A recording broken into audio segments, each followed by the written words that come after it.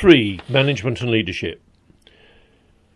You explained how on the composite development at Shangshui Po you managed the work of a team comprising inspectors, quantity surveyors,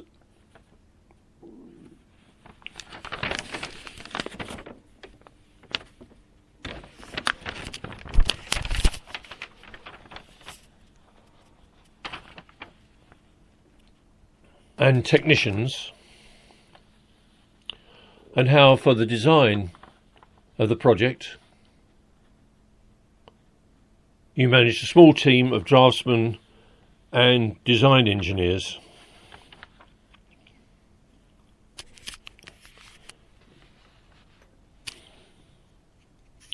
You also described how you held regular team building meetings with them to iron out any differences and concerns the team might have over the tasks they had to carry out, and to explain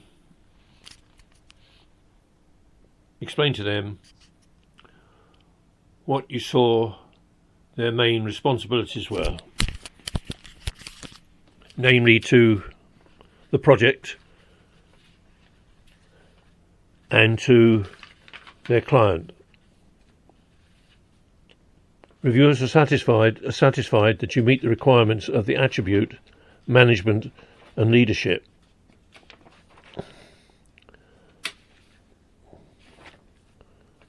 Four, independent judgment and responsibility. As described above, you explained how on the Kwangchung Hospital project you determined that the deep spread foundations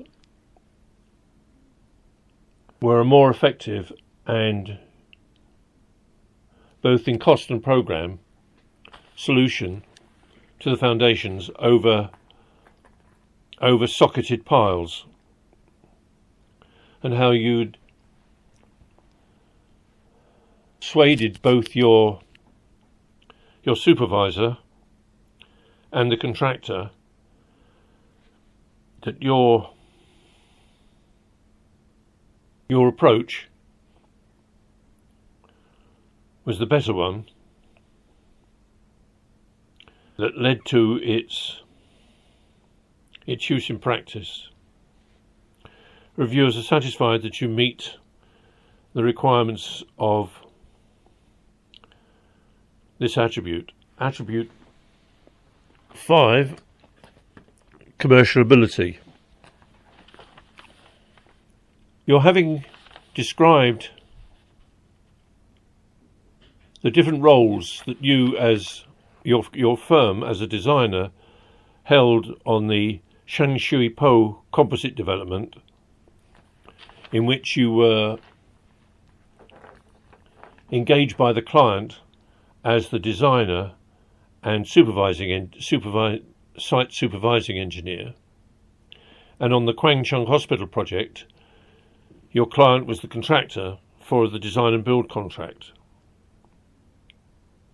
You understood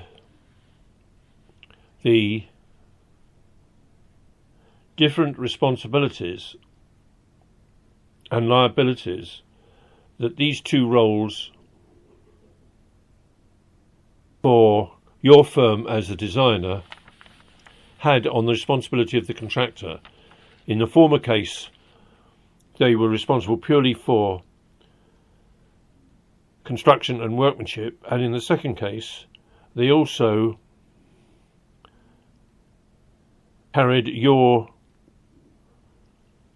held the design responsibility.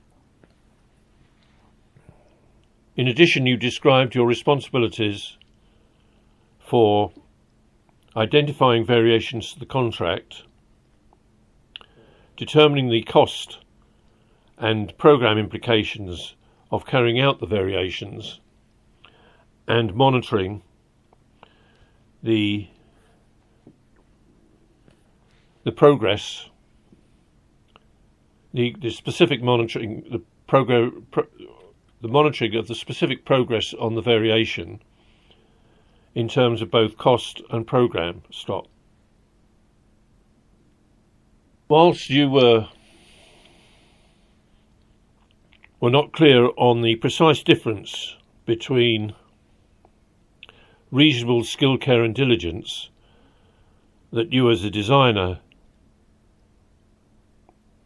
provided and the fitness for purpose responsibility that a contractor might carry where you were engaged to him as a designer on a design and build contract, reviewers were satisfied